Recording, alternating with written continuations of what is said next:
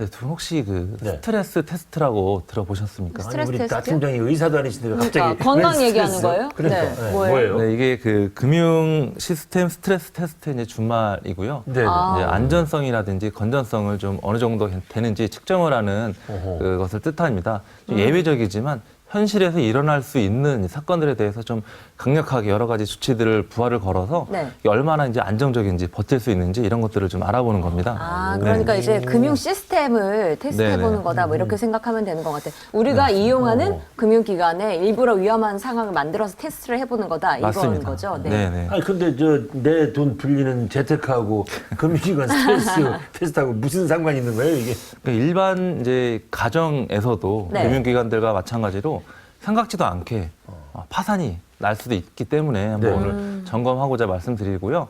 지난 2008년도 이제 금융위기 때였죠. 네. 미국의 이제 리먼 브라더스라는 이제 그 큰 금융회사가 있었는데 생각지도 않게 파산을 했습니다. 그렇죠. 이게 1850년에 설립되고 시가총액이 이제 우리나라의 주식시장보다 훨씬 더 큰 네. 그런 금융회사인데 한순간에 이제 무너졌죠. 그래서 어. 이렇게 거대한 금융기관도 갑작스럽게 파산할 수 있기 때문에 우리 가정도 어떤 상태인지 점검을 좀 해봐야 된다. 그래서 의외의 결과지만 이제 개인 파산자 중에서 네. 맞벌이 부부가 훨씬 더 많다고 합니다. 그래서 이것은 이제 만일의 이제 상황에 대해서 대비를 하지 않았기 때문이죠. 오. 네. 아니, 맞벌이 부부가 더 네. 파산율이 그러니까. 컸다는 건 더 진짜 의외인데요. 더 많이 버는 거 아니에요, 맞벌이가? 그러니까요. 네, 여유가 있을 것 같은데.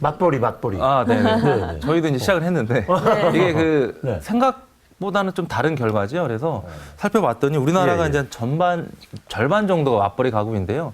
이제 실제적으로 이제 상담하고 이렇게 만나 보면은 외벌이 가정에 비해서 그렇게 뭐 뛰어난 재무 상황은 아닙니다. 왜 그러냐 게 상황을 봤더니 이제 불가피하게 들어가야 되는 돈이 좀 많다는 거죠. 그래서 소득이 높다 보니까 아무래도 이제 뭐 좋은 지역이라든지 좋은 집 그리고 필수적으로 나가야 되는 지출들이 좀 많았던 부분이 네. 있고 네. 또 아무래도 서로 일을 하다 보니까는 이제 보상 심리라 그러죠. 나에 대한 그 뭔가 좀 해줘야 되겠다는 이런 과소비가 품위 유지비가 또 들어오군요. 네 그런 것도 네. 들어가는 거고 그리고 또 대화가 서로 바쁘다 보니까 없다 이게 가장 좀 문제가 되기 때문에 이런 부분들에 대한 좀 준비가 필요하다라는 게 이제 현재 현실이죠. 아니, 그러니까 네. 이게 저 오히려 재테크에 있어서는 이런 분들이 더 허점이나 뭐 빈틈이 있을 수 있다 이런 얘기네요 결국. 네 맞는 말씀입니다. 그래서 갑작스럽게 이제 뭐 실직을 이런 상태에서 한다든지 네. 소득이 이제 한 번이 끊기게 된다고 하면은 이게 좀 문제가 발생이 되는데 아무래도 고비용 이제 구조가 우리 집에 있기 때문에 네. 쉽게 소비가 줄어들지 않는 게 좀 문제가 되고요.